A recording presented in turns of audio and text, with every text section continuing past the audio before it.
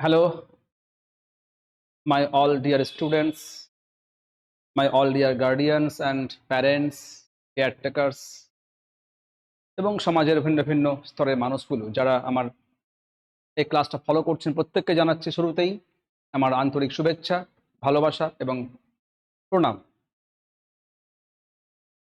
এটা second class আমার এই ইউটিউব চ্যানেলের।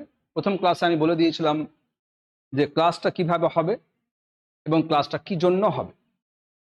এটা আমার প্রথম ক্লাসে এটা আমি ক্লিয়ার করেছি। আজকের প্রথম ক্লাসে আমি নিচ্ছি সেন্টেন্স চ্যাপ্টার।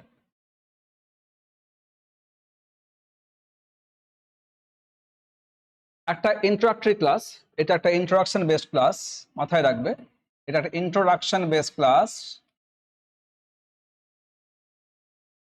প্রথমেই আমি কিন্তু ক্লাসটার শুরুতেই গোড়াতেই আমি ক্লিয়ার করব কিছু বেসিক জায়গা। মন দিয়ে শুনবে, কেউ কিন্তু স্কিপ করবে না, আর কেউ কিন্তু ভিডিওকে ফাস্ট করবে না।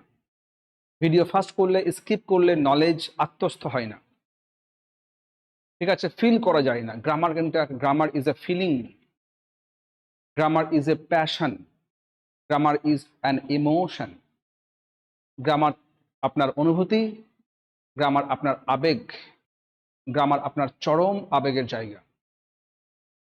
ফলে খুব মন দিয়ে শুনবে, খুব মন দিয়ে শুনবেন, ক্লাসগুলো ফলো করবেন। দেখো, আমি শুরুতেই কিছু কথা লিখছি আর কি, এরকম যে is boy he likes he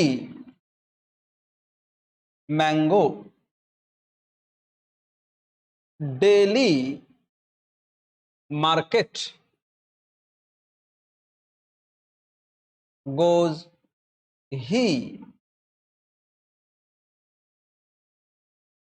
purchase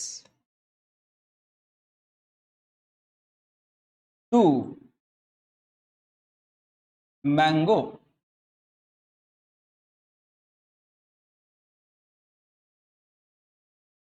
very boy good is he।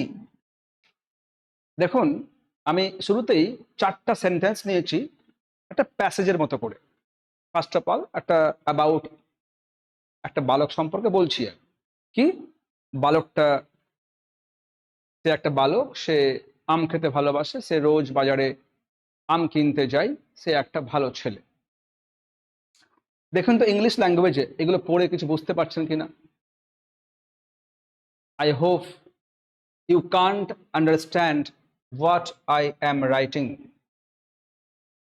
দেখো, is boy he likes he mango daily market goes he purchase to mango very boy good is he. It means that as they have no any sense, any understanding from the sentences, কোনো meaning, কোনো sense আমাদের ব্রেনে set হচ্ছে না। তার মানে হচ্ছে আসলে এগুলো ইংলিশ ল্যাঙ্গুয়েজের সেন্টেন্সই নয়, দে are not sentences.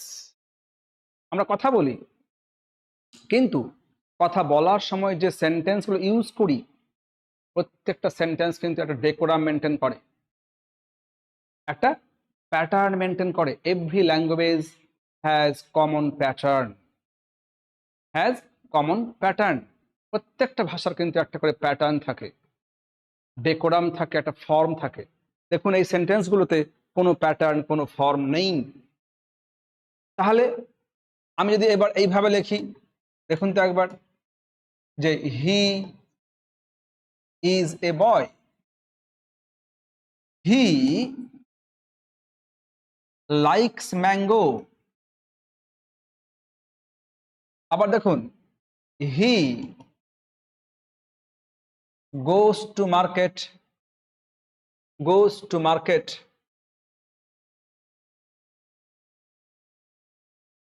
Daily to purchase mango. To purchase mango, এখানে আর টু হতো আর কি, to mango, to purchase mango. He is a very good boy. দেখুন এবার কিন্তু আপনার ব্রেনে একটা সেন্স, একটা সেন্সিবল ল্যাঙ্গুয়েজ সেট হচ্ছে। হি is a boy, he likes mango, he goes to market daily to purchase mango, he is a very good বয়। তাহলে একটা কিন্তু সেন্স, একটা মিনিং আপনার ব্রেনে সেট হচ্ছে। তার মানে হচ্ছে এই ইংলিশ ল্যাঙ্গুয়েজটার এগুলো সেন্টেন্স, বোঝো ভালো করে, তাহলে এগুলো সেন্টেন্স। তাহলে সেন্টেন্সকে যদি পেতে হয় আমাকে, তাহলে খেয়াল রাখবেন এই ইংলিশ ল্যাঙ্গুয়েজ এটা কিন্তু একটা খুব সহজ এবং খুব মজার ল্যাঙ্গুয়েজ, খুব সহজ মজার ল্যাঙ্গুয়েজ, খুব ইজিলি শেখা যায়। যতগুলো দেশ আছে আমাদের, যত ভাষা আছে, দেখবেন English is a very very easy language to learn. তাহলে ফলে এই ল্যাঙ্গুয়েজটা সেন্টেন্সের প্যাটার্নে এই সাবজেক্ট, প্রথমে সাবজেক্ট হি, তারপরে ভার্ব, তারপরে অবজেক্ট, এই একটা প্যাটার্নকে মেনটেন করে। কিরকম? হয়তো বললাম যে হি, আমি এবার একটু খণ্ড খণ্ড বাক্য নিচ্ছি। হি ইটস রাইস, তাহলে কি এটা সাবজেক্ট, এটা ভার্ব, এটা অবজেক্ট। হয়তো বলছি আমি আই প্লে ফুটবল, তাহলে কি হবে? আই সাবজেক্ট, প্লে ভার্ব, ফুটবলটা অবজেক্ট। এই যে অবজেক্ট অবজেক্ট এগুলো কিন্তু পরে আমি আসবো, এগুলো সবটা কিন্তু আস্তে আস্তে শিখতে হবে কেন এটা অবজেক্ট। তো ইংলিশ ল্যাঙ্গুয়েজ একটা কমন প্যাটার্নকে মেনটেন করে, সেটা হচ্ছে সাবজেক্ট ভার্ব অবজেক্ট। এই প্যাটার্নটা মেনটেন করে যদি সে একটা মিনিংফুল সেন্স দেয়, এটা খেয়াল রাখবে সবসময়, একটা মিনিংফুল সেন্স দেয়, সেন্সটা অবশ্যই অর্থযুক্ত হবে, সেন্সটা অর্থযুক্ত হবে, তবে সে সেন্টেন্স বলে দাবি করতে পারে নিজেকে। একটা দুটো তিনটে পাশাপাশি চারটা পাশাপাশি শব্দ বসে আছে, একটা প্যাটার্ন মেনটেন করছে। এমন প্যাটার্ন সাবজেক্ট ভার্ব অবজেক্ট বা আদার্স, এবং সে একটা মিনিং বা একটা সেন্স, আমি বলছি মিনিংফুল সেন্স ক্যারি করছে, তাহলেই কিন্তু সেই তিনটে চারটা শব্দ নিজেকে সেন্টেন্স বলে দাবি করতে পারে, আদারওয়াইজ নট। তাহলে আমরা কি দেখলাম? তাহলে আমরা সেন্টেন্স কাকে বলে, কিভাবে কি বলবো? সেন্টেন্স হচ্ছে কতগুলো শব্দের গুচ্ছ। He eats rice, he is a boy, he likes mango, কতগুলো শব্দের গুচ্ছ যে একটা প্যাটার্ন মেনটেন করছে, একটা ডেকোরাম মেনটেন করছে, আর তার সঙ্গে সঙ্গে একটা মিনিং ক্যারি করছে, একটা মিনিংফুল সেন্স ক্যারি করছে, তাহলে কিন্তু সে সেন্টেন্সটা হবে। তাহলে খেয়াল রাখতে হবে যে সেন্টেন্স কোনটা। সেন্টেন্স হচ্ছে, খেয়াল রাখতে হবে, যেমন হয়তো বললাম যে সি প্লেজ চেস, সে চেস খেলে। যদি আমি বাক্যটা আরো বাড়াতে পারি, বাড়ানো যাবে, কোনো সমস্যা নাই। হয়তো বললাম যে he is swimming in the pond with his brother, with his brother. বাক্যটা আরো লম্বা হতে পারে, যত লম্বা হোক না কেন, কিন্তু ও একটা কমন প্যাটার্ন কিন্তু মেনটেন করবে। এটা সাবজেক্ট, এটা ভার্ব। আমরা কিন্তু পরে পরে কিন্তু সাবজেক্ট কোনটা, ভার্ব কোনটা, ভার্বের কি টাইপস আছে, কোনটা অবজেক্ট, সব আস্তে আস্তে শিখতে হবে। তাহলে সাবজেক্ট ভার্ব, আচ্ছা এখানে কিন্তু অবজেক্ট নেই, এখানে অবজেক্ট নেই, কিন্তু খেয়াল রাখতে হবে, ঠিক আছে? অবজেক্ট ছাড়াই বাক্য হতে পারে। ও মানে অবজেক্ট অথবা ও মানে আদার্স। যেমন এখানে ইন দ্য পন্ড, একটা অ্যাডভার্ব, আমরা পরে শিখবো কোনটা অ্যাডভার্ব, কেন বলছি অ্যাডভার্ব।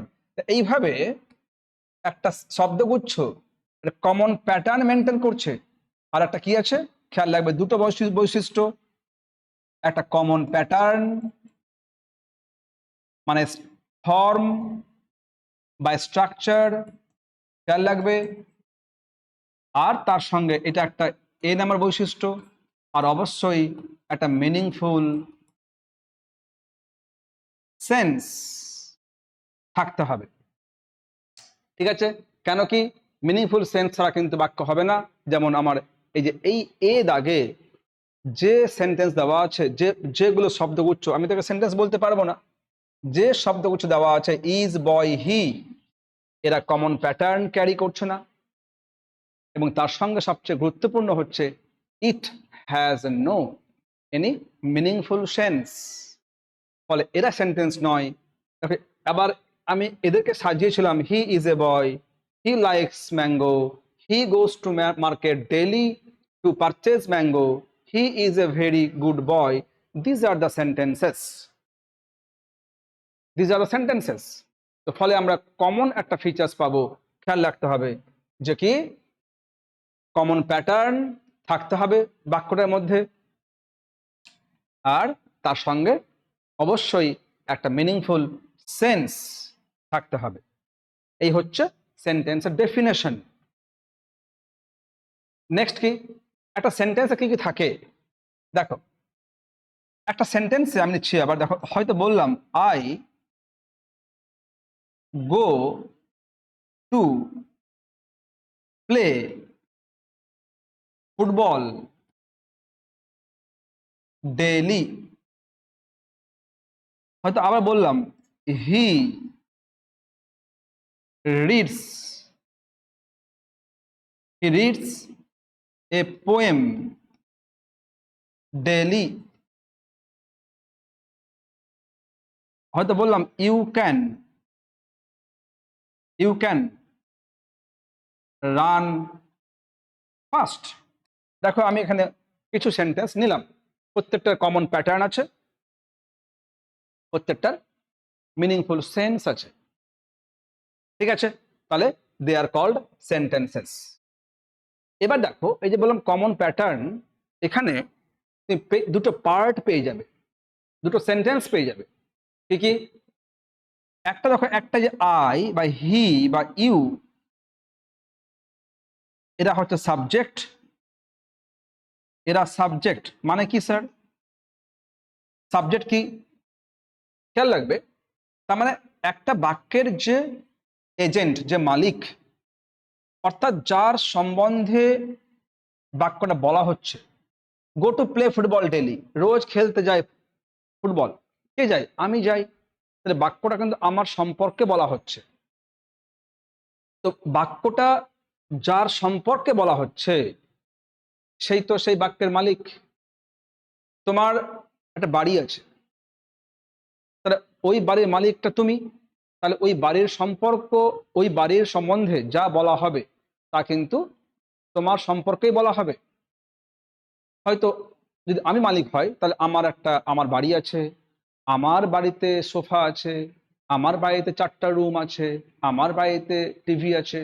তাহলে তাহলে এই যে আই, তার মানে যে বাক্যের যে এজেন্ট, যে মালিক, যার সম্পর্কে বলা হচ্ছে, সেই কিন্তু সাবজেক্ট।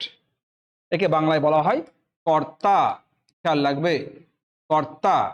এই সাবজেক্টকে আমরা বলতে পারি এজেন্ট। ঠিক আছে, তাহলে এইটা হচ্ছে একটা পার্ট পেয়ে গেলাম।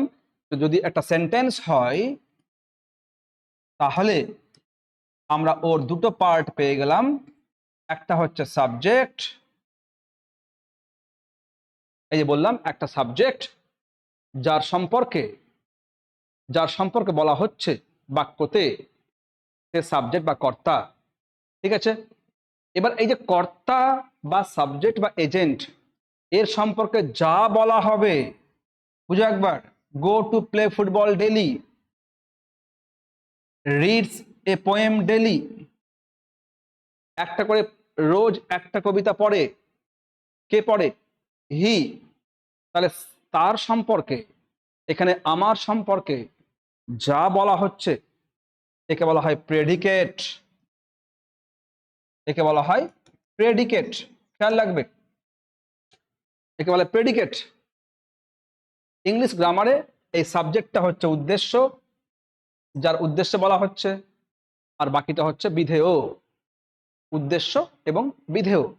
আর ইংলিশে সাবজেক্ট প্রেডিকেট। দেখবে ক্লাস 5-এ বা তার নিচে, ক্লাস 5-এ বা 4-এ বা হতে পারে 3-তে, আবার কোনো স্কুলে 6-এও দেখা যায় যে সাবজেক্ট প্রেডিকেট চিনতে বলা হয়।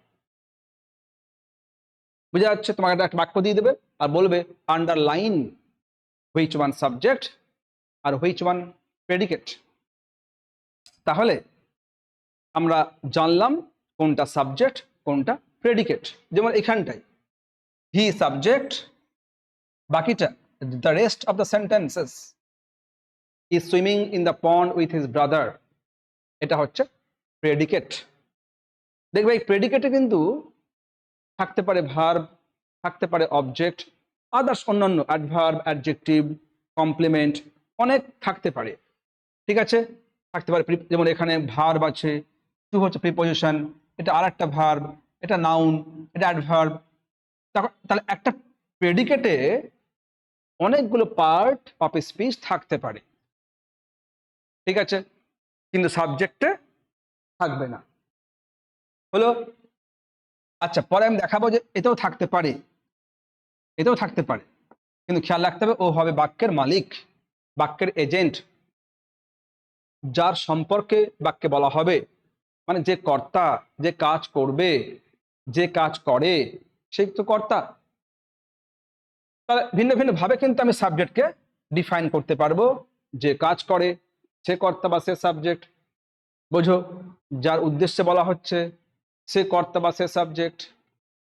ন্যাচারালি দেখা যায়, ন্যাচারালি যে এই সাবজেক্টটা আমরা হু দিয়ে বা হোয়াট দিয়ে বা হুইচ দিয়ে প্রশ্ন করলে আমরা এই সাবজেক্টটা পাই।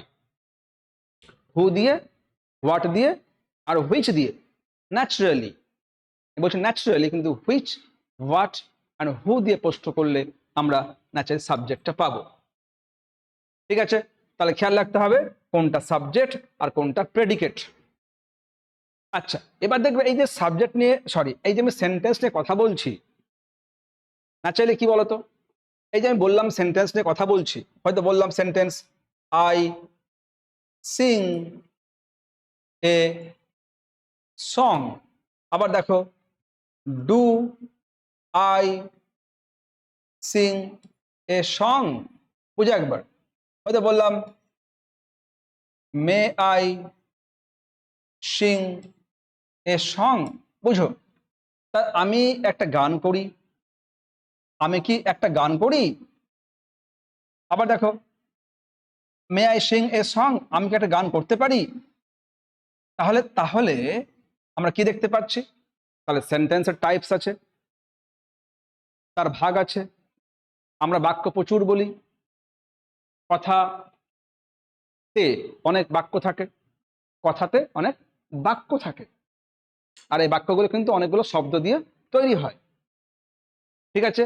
আর ওই শব্দগুলোকে বলা হয় একটা একটা পার্ট বা অংশ, তাই তো তাদের নাম পার্টস অফ স্পিচ। ঠিক আছে? এই যে এটা একটা কথা বা বাক্য, এখানে আই আছে, এখানে সিং আছে, এখানে এ আছে, এখানে সং আছে, এগুলো একটা একটা পার্ট। এই প্রত্যেককে বলা হয় একটা করে পার্ট। তাই যেহেতু অনেকগুলো পার্ট একটা সেন্টেন্সে, একে বলা হয় পার্টস অফ এ স্পিচ। ঠিক আছে? এটা আমার শিখতে হবে। আর নাম্বার 2 হচ্ছে, যেহেতু আমাকে অনেকগুলো টাইপস আমি সেন্টেন্স পেলাম, তাহলে আমার টাইপস আছে সেন্টেন্সের, তাহলে সেন্টেন্সের টাইপস আছে, অনেক টাইপের সেন্টেন্স তাহলে আছে অবশ্যই। তাহলে আমরা আমাদের বাস্তব জীবনে, ইন আওয়ার ডেইলি লাইফ, আমরা যেগুলো বাক্য ব্যবহার করি তার কিন্তু অবশ্যই টাইপস আছে। ইংলিশ গ্রামারে খেয়াল রাখবে যে ইংলিশ গ্রামারে আমরা ন্যাচারালি যেগুলো টাইপস দেখতে পাই, আমি তার নামগুলো লিখছি। কি দেখতে পাই? এখানে 1 নম্বরে এটা আছে অ্যাসার্টিভ সেন্টেন্স, এটা হচ্ছে অ্যাসার্টিভ সেন্টেন্স। নাম্বার 2 আছে interrogative sentence, interrogative sentence. Number 3 আছে এখানটায় অপটেটিভ সেন্টেন্স, অপটেটিভ সেন্টেন্স বুঝো। আবার আমি পাবো ইম্পারেটিভ সেন্টেন্স, আবার পাবো ইম্পারেটিভ সেন্টেন্স, আর লাস্ট পাবো এক্সক্লেমেটরি সেন্টেন্স। তাহলে কি হলো, আমরা ইংলিশ গ্রামারে এতগুলো সেন্টেন্সের টাইপস পাবো এবং এগুলো প্রত্যেকটা কিন্তু জানতে হবে। ঠিক আছে, কঠিন কিছু নেই, এগুলো চিনতে হবে। আর এগুলো বাক্য দিয়ে একটা বাক্যের সঙ্গে আরেকটা বাক্যকে ফারাক করতে পারতে হবে। আমি আমার পরবর্তী ক্লাসে, আমার যে নেক্সট ক্লাসটা হবে, আমি সেখানে দেখাবো এই টাইপস অফ সেন্টেন্স এগুলো কিভাবে আমি চিনব এবং এর আরো আরো এক্সাম্পল আমি নিয়ে আমার পরের ক্লাসটা কিন্তু আসবো। ঠিক আছে, এই টাইপস অফ সেন্টেন্স প্রত্যেকটা সেন্টেন্স নিয়ে আমি ডিসকাস করব, এদের ফিচার্স, এদের ব্যবহার, এদের স্ট্রাকচার, এদের ফিচার্স, এদের ব্যবহার। ঠিক আছে, কোথায় ইউজ হয় অ্যাসার্টিভ সেন্টেন্স, কোথায় ইউজ হয়, ঠিক আছে, কিভাবে ইউজ হয়, এরা দেখতে কেমন, এদের স্ট্রাকচার কি আছে, সবটা কিন্তু পার্ট পার্ট করে এক্সাম্পল নিয়ে নিয়ে আমি কিন্তু ক্লাসটাকে রেডি করব। ঠিক আছে, তাহলে আজকের মতো আমার এই ক্লাসটা তোমরা ফলো করবে। দেখো আমি কিন্তু প্রচুর এক্সাম্পল নিয়েছি তোমার সামনে এবং ক্লাসটা পুরোপুরি ইন্ডাক্টিভ মেথডে, অর্থাৎ এক্সাম্পল থেকে আমি আসছি সংজ্ঞাতে। একে বলা ইন্ডাক্টিভ মেথড বলা হয়।